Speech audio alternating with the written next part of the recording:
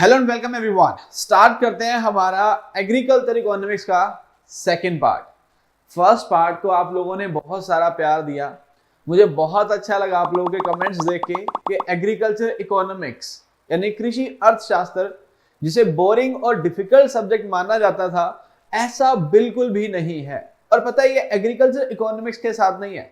सच बताऊं ना, अगर एक टीचर का पढ़ाने का मन करता हो और स्टूडेंट का पढ़ने का मन करता हो तो मेरी हिसाब से कुछ भी डिफिकल्ट नहीं है। लेकिन बस प्रॉब्लम यही आती है, कोई पढ़ रहा है तो पढ़ना नहीं चाहता, उसकी मजबूरियां उसे पढ़ा रही हैं।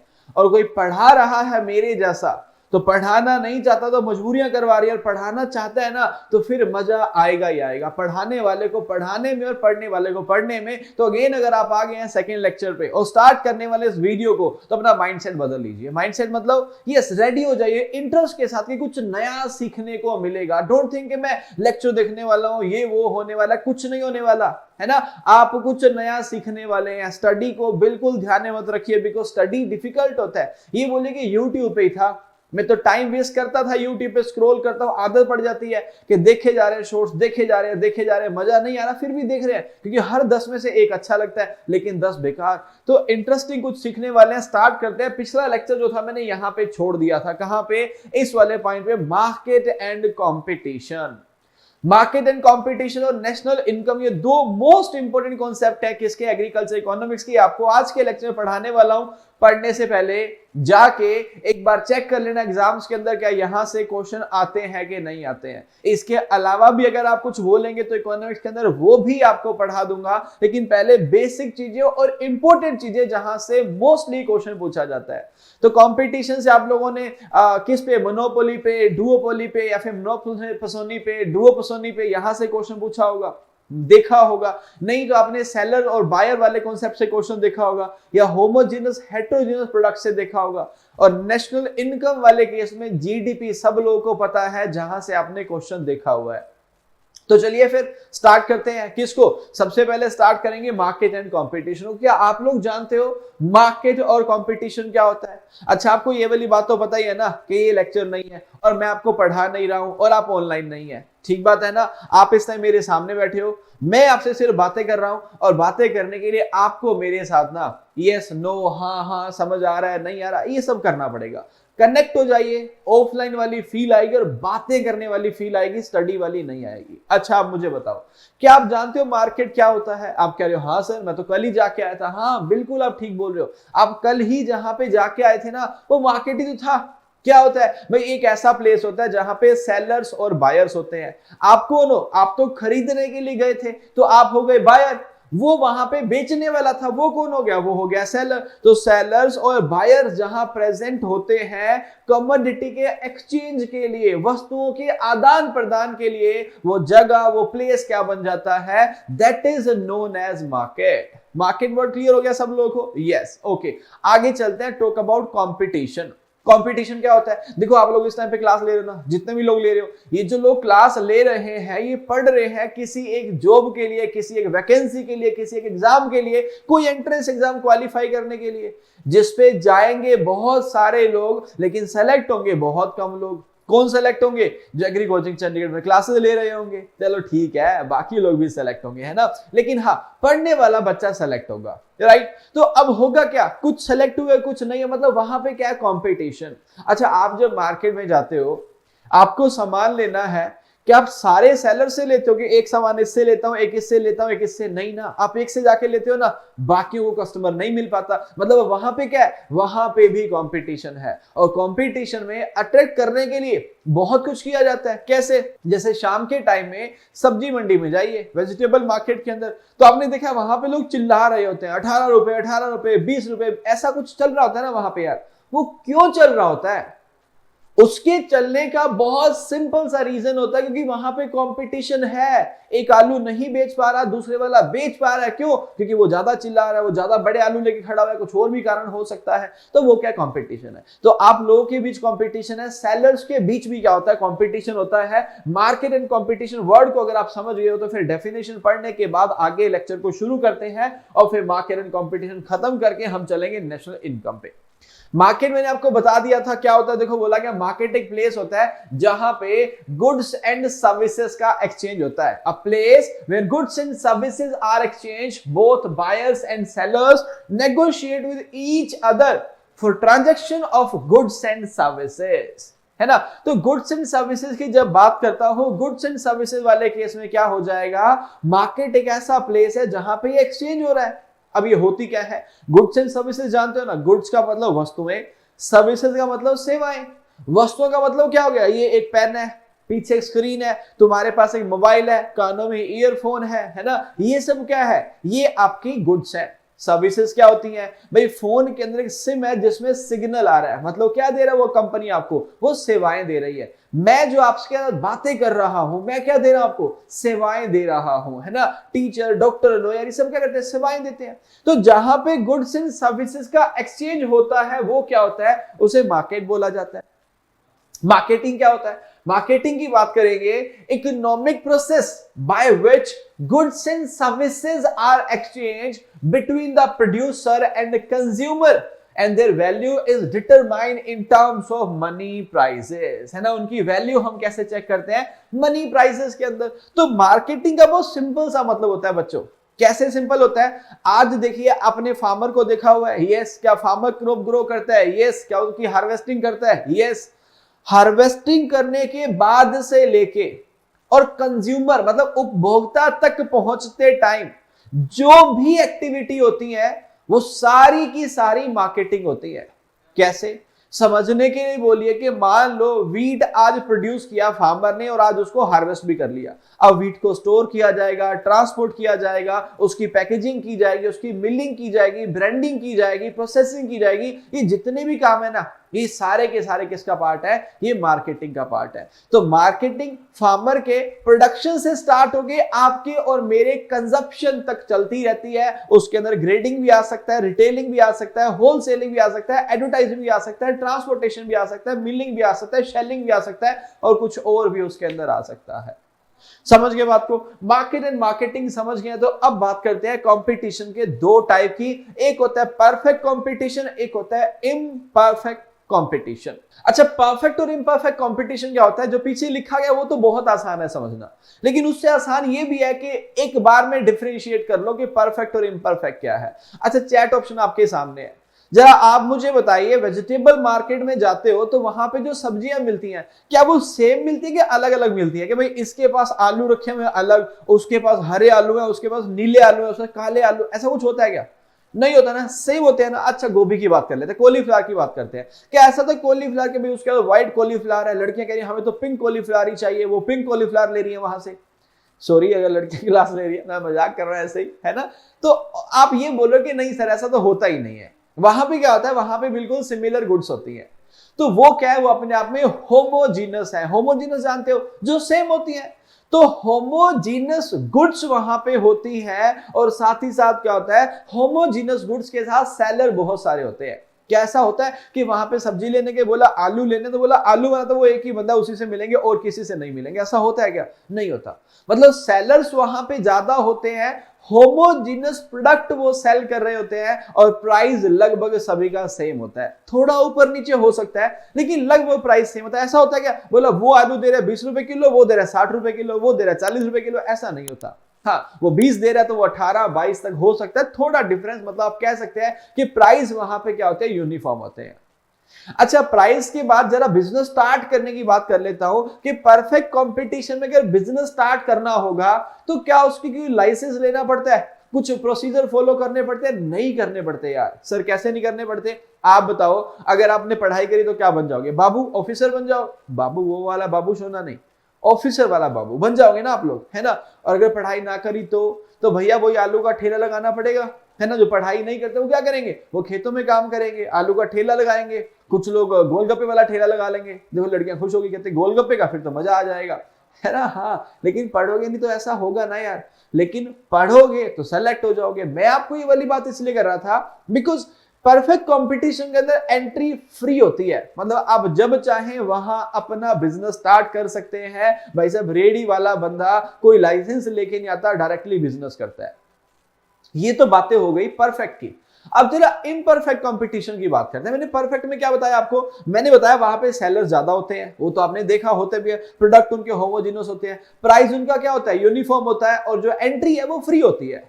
अब इम्परफेक्ट मार्केट की बात करते हैं जहां पे सेलर जो है वो क्या होते हैं, वो कम होते हैं, इतने ज्यादा नहीं होते हैं। वहां सेलर ज्यादा थे, यहाँ पे कम हो जाते हैं। सेलर्स कम के साथ साथ क्या हो जाता है, वहां पे सेलर्स कम के साथ साथ ये भी हो जाता है कि वहां पे जो प्रोडक्ट है वो होमोजीनस ना होके हेट्रोजीनस हो जाते हैं। हेट्रोजीनस का मतलब क्या होता है, होमोजीनस होता है सिमिलर, आलू सेम थे, गोभी सेम थी, लेकिन हेट्रोजीनस बहुत सारे प्रोडक्ट्स होते हैं वो सेम नहीं होते। क्या आप मुझे चैट के अंदर बता सकते हैं कोई ऐसा प्रोडक्ट, रट्टा मारा हुआ आंसर मत देना, कोई ऐसा दिमाग से सोचो कि आप भी यूज करते हो, मैं भी यूज करता हूं, लेकिन आप अलग कर रहे हो, मैं अलग कर रहा हूं, वो अलग कर रहा है, वो अपना ही कर रहा है, मतलब हेट्रोजीनस प्रोडक्ट है। याद आ रहा है कुछ? यस, ये देखिए ये चैट के अंदर बच्चे लिख रहे हैं। चलो एग्जांपल लेते हैं हेयर शैम्पू का, यूज करते हो, ये सबका हर कोई करता है, लेकिन क्या आपका मेरा शैम्पू सेम है या आपका और उसका शैम्पू सेम है? नहीं, चांसेस तो ये है कि अलग अलग हो, हर कोई अलग अलग यूज कर रहा है यार, प्रेफरेंसेस बन गई है कि मुझे ये वाला चाहिए, उसको वो वाला चाहिए, है ना। तो इसमें क्या हो जाता है, जो अलग अलग शैम्पू आप यूज कर रहे हैं ये प्रोडक्ट होमोजीनस नहीं है, ये क्या है, ये हेट्रोजीनस है। लेकिन इम्परफेक्ट मार्केट के अंदर कभी कभी मोनोपोली भी पाई जाती है, जिसे हम मोनोपोली कह देते हैं। मोनोपोली का मतलब क्या होता है, उसका मतलब होता है जहां पे सिंगल सेलर होता है। आप सोचेंगे सर ऐसा तो मेरी लाइफ में कुछ नहीं है कि जहां पे सिंगल सेलर हो, सर कुछ तो मिल ही जाते हैं। अच्छा एक बात बताओ, अगर आपको घर में इलेक्ट्रिसिटी चाहिए और आपको लग रहा है कि जो रेट है वो ज्यादा है, महंगे हैं, क्या आप अपना कनेक्शन कटवा के किसी और से इलेक्ट्रिसिटी ले सकते हो? नहीं, मतलब सेलर कितने हैं, एक, वो क्या हो गया, मोनोपोली हो गया। अच्छा आपको जाना है, मैं इस टाइम चंडीगढ़ के अंदर हूं, मुझे हैदराबाद जाना है, कैसे जाऊंगा? दो ही ऑप्शन है, प्लेन से और ट्रेन से। प्लेन मुझे महंगा लग रहा है, ट्रेन में जाऊंगा तो क्या मेरे पास ऑप्शन है कि यार इंडियन रेलवे बहुत चार्ज कर रहा है, मैं तो वो वाली ट्रेन पे जाऊंगा, सब ट्रेन इंडियन रेलवे की ही है, तो वो क्या हो जाता है, वो मोनोपोली काइंड ऑफ हो जाता है, तो वो भी इम्परफेक्ट मार्केट का पार्ट हो जाता है। तो इतनी देर में आप समझ पाए होंगे कि परफेक्ट और इम्परफेक्ट के अंदर डिफरेंस क्या होता है। क्या सबको समझ आया? बातें कर रही हो ना यार, पढ़ाई मत करना, बातों बातों में सब समझाऊंगा और लास्ट में 4 या 5 क्वेश्चन भी आप लोगों से पूछूंगा और आप देखना सब आंसर बताओगे, लेकिन तब बताओगे जब मेरे साथ बातें करोगे। तो बातें करते हैं, देखो ना यार, ये इधर परफेक्ट कंपटीशन है, ये दोनों पार्ट है किसका, इम्परफेक्ट कंपटीशन का, मोनोपोलिस्टिक और क्या आ गया, मोनोपोली। वन बाय वन पढ़ते हैं, इमीडिएटली 2 मिनट के अंदर आप समझ जाओगे। सेलर, परफेक्ट के अंदर सेलर कैसे होते हैं भाई साहब, ज्यादा होते हैं कि नहीं होते हैं? इम्परफेक्ट के अंदर, मोनोपोलिस्टिक के अंदर ज्यादा होते हैं, जबकि मोनोपोली के अंदर एक ही होता है। आप बोलेंगे सर आपने कहा था कम होते हैं, लेकिन यहां तो ज्यादा लिखा हुआ है। देखो भाई, परफेक्ट कंपटीशन में सबसे ज्यादा होते हैं, यहां पे कम होंगे लेकिन काफी सारे होंगे। शैम्पू की बात मैंने करी थी, शैम्पू क्या हो गया, शैम्पू बहुत सारे शैम्पू है मार्केट के अंदर, लेकिन उतने भी नहीं है ना यार। आप बोलो लाखों है सर, उतने भी नहीं है, लेकिन 5, 10, 15, 20, 50 ऑप्शन तो मिल ही जाएंगे आपको, तो यहां से लार्ज हो गया। प्रोडक्ट की बात करते हैं, परफेक्ट कंपटीशन के अंदर जो प्रोडक्ट होता है वो क्या होता है, होमोजीनस, जबकि यहां पे दोनों, इस केस में क्या होता है, हेट्रोजीनस, और यहां तो मोनोपोली है, कोई चक्कर ही नहीं, अकेला बेचने वाला है, वो होमो बेचे हेट्रो बेचे कुछ भी बेच सकता है। लेकिन यहां प्रोडक्ट हेट्रोजीनस होगा और यहां होमोजीनस होगा। प्राइस जो होंगे ना परफेक्ट कंपटीशन का, आलू के, गोभी के, ग्रेन के, ये यूनिफॉर्म प्राइसिंग होगी। लेकिन यहां पे प्राइसिंग दोनों केस में क्या होगी, नॉन यूनिफॉर्म, क्योंकि उनके पास अपना प्रोडक्ट है। बता दो, जिस शैम्पू का एग्जांपल लिया था, क्या शैम्पू का रेट यूनिफॉर्म है क्या? नहीं ना यार, अलग अलग है। आप मुझे बताओ कुछ और प्रोडक्ट्स के नाम जो आपको दिखता हो कि सर इम्परफेक्ट कंपटीशन का पार्ट है और साथ ही साथ रेट के अंदर बहुत वेरिएशन है। आप देखिए चैट के अंदर लिख रहे हैं और बिल्कुल सही लिख रहे हैं। उसके बाद एंट्री की बात करते हो कि आपको परफेक्ट कंपटीशन के अंदर बिजनेस करना है, आपको ग्रेन खरीदना स्टार्ट करना है, या फिर आपको क्या करना है, आपको सब्जियां बेचना स्टार्ट करना है, आपको ठेला लगाना वैसे गलत एग्जांपल है, लेकिन मतलब लगाना नहीं आप लोगों को, आप पढ़ने वाले लोग हैं, बट एग्जांपल के दे रहा हूं। तो वहां पे कुछ करना नहीं पड़ा, कोई लाइसेंस नहीं, कोई कुछ नहीं है, बस करिए, कोई चक्कर नहीं है ना, फ्री एंट्री है। लेकिन यहां पे फ्रीडम आपको नहीं मिलेगी इम्परफेक्ट के अंदर, वहां पे लाइसेंसिंग होगी, कहीं कहीं पे तो रोक ही होगी। मोनोपोली जहां पे, वहां पे एंट्री नहीं मिल पाएगी, बिकॉज ऑलरेडी वहां पे कोई एंटर कर चुका है। उसके बाद नॉलेज ऑफ द मार्केट, कि मार्केट में कितना बिक रहा है, कितना आ रहा है, कितना जा रहा है, प्राइस क्या है, होलसेल प्राइस क्या है, रिटेल प्राइस क्या है, सारा नॉलेज आपके पास होगा। कलेक्ट आप इंफॉर्मेशन करना चाहे तो कर सकता है। बताओ आपकी सब्जी मंडी के अंदर कितनी सब्जियां आती हैं, कितनी बिकती है, कितने सेलर है, कितने बायर है, क्या ये सब पता कर सकते हो? करना चाहो तो कर सकते हो, मतलब नॉलेज यहाँ परफेक्ट होगा। लेकिन इस केस में आप ये सब बातें इकट्ठी नहीं कर सकते, पता नहीं कर सकते, तो नॉलेज इम्परफेक्ट हो गया। मोबिलिटी। मोबिलिटी का मतलब क्या होता है? रिसोर्सेज, रिसोर्सेज की मोबिलिटी, कि आप जिन चीजों को यूज कर रहे हो परफेक्ट कंपटीशन में, सब्जियां उगाने में जो यूज हो रहा है फर्टिलाइजर, पेस्टिसाइड, उनकी मोबिलिटी बहुत अच्छी खासी है। लेकिन यहां पे जो यूज होते हैं उनकी मोबिलिटी अच्छी खासी नहीं होती है। तो देखो, परफेक्ट के अंदर मोबिलिटी परफेक्ट है और इधर आपकी मोबिलिटी क्या होगी? इम्परफेक्ट। कंपटीशन है, मोबिलिटी भी इम्परफेक्ट हो गई। लास्ट पॉइंट की बात करते हैं, सेलिंग कॉस्ट। ये सेलिंग कॉस्ट क्या होता है? सेलिंग कॉस्ट का सिंपल सा मतलब होता है कि बेचने में कितना खर्चा आएगा। अब बताओ यार, परफेक्ट कंपटीशन में क्या आलू बेचने वाले को, गोभी बेचने वाले को, या फिर ठेला लगाने वाले को, या फिर मार्केट के अंदर और भी लोग हैं ना यार, क्या उनको ऐड करना पड़ता है क्या कि हम ये बेच रहे हैं, हमारे से आके लेके जाओ? उनको अवेयरनेस नहीं लानी पड़ती, बिकॉज ऑलरेडी कस्टमर्स हैं उन प्रोडक्ट्स के। टोमेटो के कस्टमर है, आपको ये वाला टीवी पे ऐड नहीं करना पड़ेगा कि भाई मैं टमाटर बेच रहा हूं। लोग आएंगे, उनको टोमेटो चाहिए, वो लेके चले जाएंगे, तो आपको यहां पे सेलिंग कॉस्ट नहीं चाहिए। लेकिन इस केस में सेलिंग कॉस्ट हो सकता है, बिकॉज प्रोडक्ट आपका हेट्रोजीनस है। आपको लोगों को बताना पड़ेगा कि मेरे वाला प्रोडक्ट जो है वो हेट्रोजीनस है, थोड़ा डिसिमिलर है, इसे लेके जाइए। और यहां पे भी हो सकता है, तो उधर नहीं होगा। इन दोनों केस में हो सकता है। बेसिक बेसिक बातें याद रखिएगा। क्वेश्चन बहुत आसान पूछा जाएगा, लेकिन क्वेश्चन पूछा जाएगा यहां से। आप उठा के देखिएगा पेपर, आप समझेंगे कि मार्केट और कंपटीशन से क्वेश्चन हमेशा पूछे जाते हैं। आगे मूव करते हैं, नेक्स्ट बात करते हैं नेशनल इनकम की। नेशनल इनकम जो बहुत इजी कॉन्सेप्ट है। सर कैसे इजी है? भाई नेशनल इनकम की बात करेंगे तो इनकम तो आप सारे लोग जानते ही हो। जानते हो कि नहीं जानते हो? यस, आप सब लोग जानते हैं इनकम क्या होता है। अच्छा एक बात बताओ, अगर आप इनकम जानते हो तो क्या आप मुझे बता सकते हो इनकम और सैलरी के अंदर डिफरेंस क्या होता है? सैलरी वो अमाउंट होता है जो फिक्स होता है, इनकम वो होता है जो कम ज्यादा हो सकता है। आप बोलेंगे सर कैसे? अच्छा ये समझो, अगर तो आपकी सैलरी ही आपकी इनकम है, फिर तो ये दोनों सेम रहेंगे, कम ज्यादा नहीं होंगे। लेकिन अगर सैलरी के साथ साथ कुछ और भी अर्न, जैसे मान लो कि आप क्या लगे हो, ऑफिसर लग गए हो, है ना, आप स्टेट पीसीएस के अंदर चले गए, अब नाबार्ड ऑफिसर बन गए हो, अब इफको एजीटी के अंदर चले गए, आप किसी और एग्जाम को क्वालिफाई करके सेलेक्ट हो गया, आपकी सैलरी तो आती है, लेकिन आप उसके साथ कुछ एक्स्ट्रा काम भी करते हो। तो समझने के लिए बोलता हूं कि सैलरी आपको आती है कितनी? 50,000।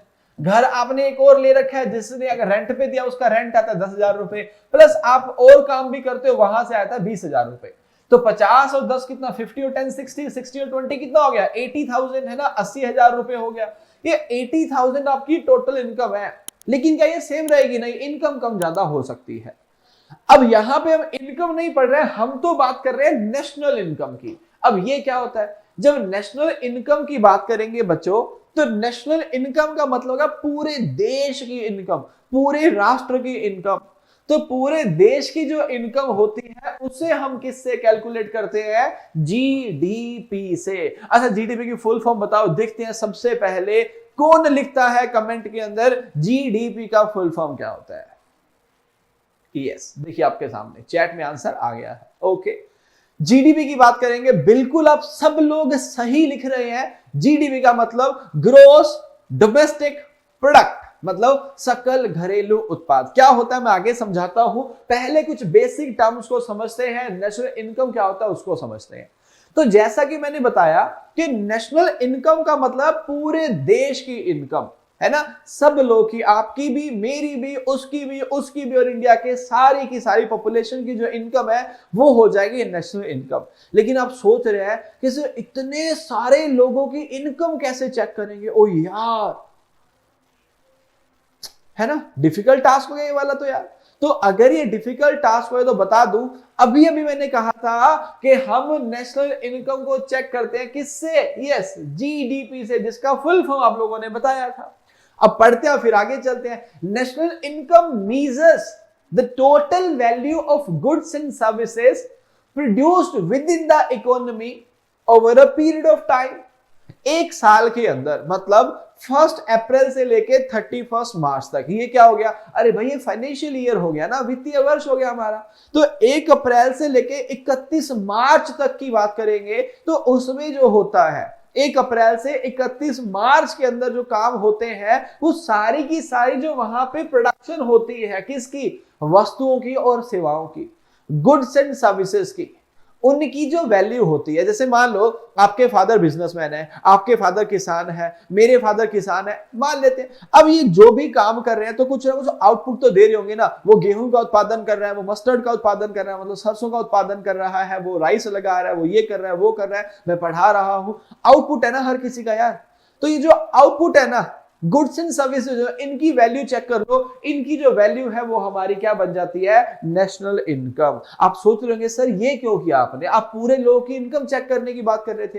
यार प्रैक्टिकल पॉसिबल नहीं है ना, इतना बड़ा देश है, अब 130 से 135 करोड़ लोगों की पॉपुलेशन में जाके और वहां पे हर किसी की इनकम नहीं पता लगा सकते। इसलिए हम क्या करते हैं, अलग अलग सेक्टर का आउटपुट चेक कर लेते हैं कि टेलीकॉम सेक्टर में इस बार कितना आउटपुट हुआ, एजुकेशन सेक्टर में कितना हुआ, डिफेंस सेक्टर में कितना हुआ, फूड सेक्टर में कितना हुआ। उस हिसाब से हम क्या कर लेते हैं, जीडीपी को कैलकुलेट कर लेते हैं। नेशनल इनकम को स्टार्ट करने से पहले कुछ बेसिक कॉन्सेप्ट आपको बता देता हूं। कुछ बेसिक कॉन्सेप्ट में सबसे पहले आ गया पर्सनल इनकम। अच्छा, दो वर्ड एक साथ सीखते हैं, एक होता है पर्सनल इनकम और एक होता है डीआई मतलब डिस्पोजेबल इनकम। पर्सनल और डिस्पोजेबल इनकम में क्या फर्क होता है, जैसे अभी मैंने एक एग्जांपल लिया था कि सैलरी से आप अर्न करते हो 50,000 रुपए, 10,000 आपको घर का रेंट आता है और 20,000 रुपए आप और कमा लेते हो। मतलब एक महीने में आप कितने कमा रहे हो, 80,000। अगर आप एक महीने में 80,000 कमाओगे तो एक साल में कितने कमाओगे, यस मल्टीप्लाई करके देख लो। बताओ जरा चैट के अंदर फटाफट से कितना आएगा। अगर 80,000 को मैं 12 से गुणा करूंगा तो बिल्कुल आप ठीक बता रहे हैं, वो कितना आ जाएगा, 9,60,000 है ना। 12 8 90 तो होगा। 9,60,000 रुपए तुम कमा रहे हो एक साल के, ये तुम्हारी क्या है, ये तुम्हारी पर्सनल इनकम है, पूरी की पूरी इनकम है। डिस्पोजेबल इनकम का मतलब होता है जिसे आप खर्च कर सकते हैं। अब बताइए, ये जो 9,60,000 रुपए आपके पास आए हैं, क्या आप इसे खर्च कर सकते हैं? अब यार सर नहीं नहीं बिल्कुल नहीं, हम तो कंजूस हैं सर, आधा भी नहीं खर्च करेंगे। ऐसा अगर आप बोल रहे हैं तो गलत है। हाँ, आप सारा खर्च नहीं कर सकते, लेकिन उसका कारण कंजूसी नहीं है, उसका कारण कुछ हो रहा है। सर क्या कारण है? उसका कारण यह है कि आपको इसमें से टैक्सेस देने पड़ेंगे। तो टोटल इनकम जो आपके पास आई है, मतलब जो पर्सनल इनकम है, उसमें से आप जब टैक्सेस माइनस कर देते हो, मतलब टैक्सेस पे कर देते हो, जैसे मानो कि 9,60,000 में से आपको 60,000 टैक्स देना पड़ा, आपके पास कितना बच गया, 9 लाख। अब चाहो तो खर्च करो। तो ये सारा क्या हो गया आपका डिस्पोजेबल इनकम। देखो नीचे फॉर्मूला लिखा है, डिस्पोजेबल इनकम का मतलब पर्सनल इनकम में से क्या घटा दो, पर्सनल टैक्सेस घटा दो, वो आपका क्या आ गया, पर्सनल इनकम आ गया। समझ गए सारे लोग? अच्छा समझ गए। अब एक वर्ड की और बात कर लेते हैं, पर कैपिटा इनकम।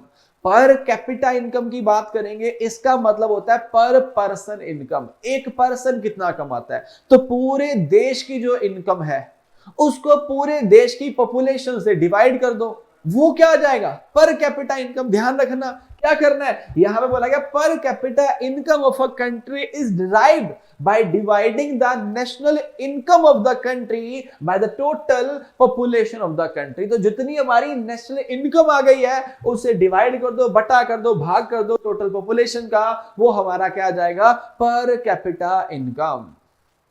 समझ गए सारे लोग? समझ गए। आगे चलते हैं, है ना। यहां तक हमने पढ़ा कि इनकम का मतलब क्या होता है, चाहे वो पर्सनल हो, चाहे वो डिस्पोजेबल हो, या फिर वो कोई और हो। आगे मूव करते हैं, नेक्स्ट बात करते हैं किसकी, मेजरमेंट ऑफ नेशनल इनकम।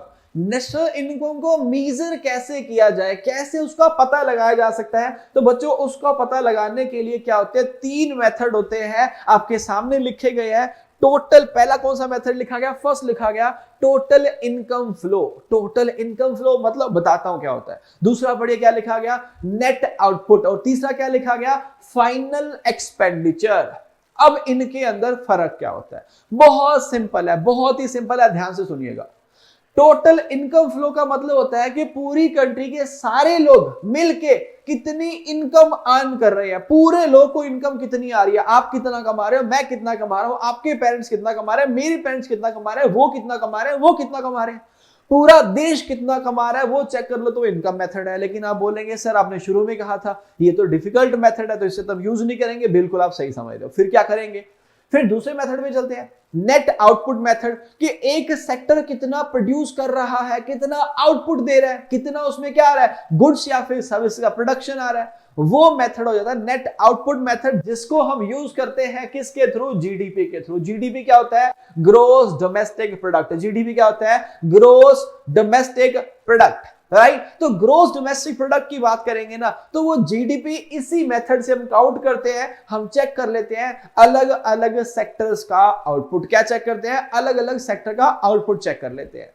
और उसके बाद तीसरा मेथड, आप बोलेंगे सर ये वाला यूज तो कर ही रहे हैं, फिर तीसरे की बात क्यों कर रहे हो। भाई होता है ना, हम यूज नहीं करते वो अलग बात है, यूज तो हम ये भी नहीं करते हैं। तीसरा आता है फाइनल एक्सपेंडिचर, कि गवर्नमेंट के एक्सपेंडिचर्स कितने हैं, गवर्नमेंट के खर्चे कितने हैं। वो कैसे, भाई गवर्नमेंट के खर्चे हो सकते हैं, हमारे भी हो सकते हैं, तो सब लोगों का खर्चा जोड़ दो, उससे क्या आ जाएगा, एक्सपेंडिचर मेथड से हमारी इनकम आ जाएगी। लेकिन सोचने वाली बात यह है कि हमारा आउटपुट ज्यादा होगा या एक्सपेंडिचर ज्यादा होगा। ऑफ कोर्स हमारा आउटपुट ज्यादा होगा यार, हम कमाएंगे ज्यादा, खर्च कम करेंगे। तो ज्यादा कमाना, खर्च कम करना, मतलब अगर इस मेथड से काउंट करेंगे ना, तो हमारी नेशनल इनकम कम हो जाएगी, कम आएगी। इसलिए हम कौन सा मेथड यूज करते हैं, सारे लोग बताइए। बिल्कुल नेट आउटपुट या फिर आउटपुट मेथड को यूज किया जाता है। अगर आपसे पूछे कि कंट्री की इनकम चेक करने के लिए कौन सा करते हैं, आउटपुट मेथड। अगर आपसे पूछे कि एग्रीकल्चर इनकम के लिए कौन सा चेक करते हैं, आउटपुट मेथड, है ना। तो कैसे भी पूछ ले, लेकिन इनकम को मेजर करने के लिए हम यूज क्या कर रहे हैं, हम यूज करते हैं आउटपुट मेथड। चलिए आगे चलते हैं, जीडीपी को समझते हैं और फिर क्वेश्चंस के साथ मूव करेंगे कि क्वेश्चंस के अंदर क्या क्या पूछा गया और आप आंसर करिएगा। लास्ट कॉन्सेप्ट समझाता हूं आपको, जीडीपी का मतलब कि ग्रॉस डोमेस्टिक प्रोडक्ट्स का। तो आपको मैंने बताया जीडीपी का मतलब क्या होता है, जितना आप गुड्स एंड सर्विसेज को प्रोड्यूस करते हैं, है ना। गुड्स एंड सर्विसेज को प्रोड्यूस करने का मतलब क्या होता है, भाई एक साल की बात करते हैं, 1 अप्रैल से 31 मार्च तक चलते हैं। तो 1 अप्रैल से 31 मार्च तक क्या होता है, जैसे फूड सेक्टर है, जहां पे ये खाना बन रहा है, रेस्टोरेंट्स हो गए, बड़े बड़े स्टोर्स हो गए, है ना, ये जो प्रोड्यूस कर रहे हैं, जितना भी कर रहे होंगे वो उसका आउटपुट है। एजुकेशन सेक्टर के अंदर बहुत सारे लोग हैं, है ना, स्कूल्स है, कॉलेज है, यूनिवर्सिटी है, कोचिंग सेंटर्स है, ये जितना प्रोड्यूस कर रहे होंगे वो उनका आउटपुट हो गया। टेलीकॉम सेक्टर के अंदर कंपनीज है, भाई बीएसएनएल है, जियो है, एयरटेल है, ये अपना प्रोड्यूस कर रहे होंगे, ये आउटपुट हो गया उनका। तो एक साल के अंदर टोटल जो आउटपुट आता है ना, उसकी जो वैल्यू होती है, वैल्यू का मतलब क्या हो गया यार, वैल्यू का मतलब पैसा। कि अगर एक पेन बनाने वाली कंपनी ने 10 पेन बनाए एक साल में, तो 10 पेन की कीमत है 100 रुपए, वो 100 रुपए क्या होगी, उसकी वैल्यू हो जाएगी। तो सारी की सारी गुड्स एंड सर्विसेज जो प्रोड्यूस होती है एक साल में, उनकी वैल्यू को जीडीपी कहा जाता है। देखो क्या बोला गया, GDP the total value of all final goods and services accruing to an economy in an accounting year. तो एक साल के अंदर जितना प्रोड्यूस हुआ, देखो यहां क्या बोला गया, सी प्लस जी आई प्लस जी, और एक्सपोर्ट इंपोर्ट को प्लस माइनस कर दिया। सी का मतलब है यहां पे कंजप्शन एक्सपेंडिचर, किसके, हाउस होल्ड्स के, घर वाले लोगों के, है ना, उनका एक्सपेंडिचर कितना हो गया। Gross investments by firm, firm मतलब जो कंपनी है वो कितना खर्चा कर रही है, कितना इन्वेस्टमेंट कर रही है, कि भाई कोचिंग बना लिया, स्टूडियो बना लिया, वहां पे ये लगा लिया, वो लगा लिया, वो क्या है, वो इन्वेस्टमेंट हो गया। फिर गवर्नमेंट ने कितना खर्चा किया, सड़क बन रही है, स्कूल्स बन रहे हैं, कॉलेज बन रहे हैं, गवर्नमेंट ने खर्चा है, प्लस एक्स माइनस एम का मतलब एक्सपोर्ट और इंपोर्ट को प्लस माइनस कर दो। एक्सपोर्ट हम करते हैं तो पैसा आता है, इंपोर्ट करते हैं तो पैसा जाता है। तो जितना आ रहा और जितना जा रहा उसको प्लस माइनस कर लो। प्लस माइनस का मतलब अगर गया है इस बार 100 करोड़ और आया है 200 करोड़, तो प्लस में 100 करोड़ आ जाएगा। और अगर गया है 200 करोड़ और आया है 100 करोड़, तो माइनस में 100 करोड़ हो जाएगा। तो एक्सपोर्ट इंपोर्ट जो उसको प्लस माइनस कर लो, उसके बाद इस फॉर्मूला से क्या आ जाता है, जीडीपी। और जीडीपी से यानी कि आउटपुट मेथड से हम क्या करते हैं, कंट्री की नेशनल इनकम को चेक करते हैं। उम्मीद करता हूं मार्केट एंड कंपटीशन आपको समझ आया होगा। अब 4 क्वेश्चन आपसे पूछता हूं, कोशिश करिएगा कि चारों के चारों आंसर सही करना, और जिसके सारे आंसर सही हो फिर वो लास्ट में अपना नाम लिख के बताना कि आपके चारों सही हुए कि नहीं। तो क्या आप रेडी हैं? स्टार्ट करें, स्टार्ट करें, जल्दी से लिखिए, वहां पे एस लिख दो अगर स्टार्ट करना है, तो फिर मैं स्टार्ट करता हूं।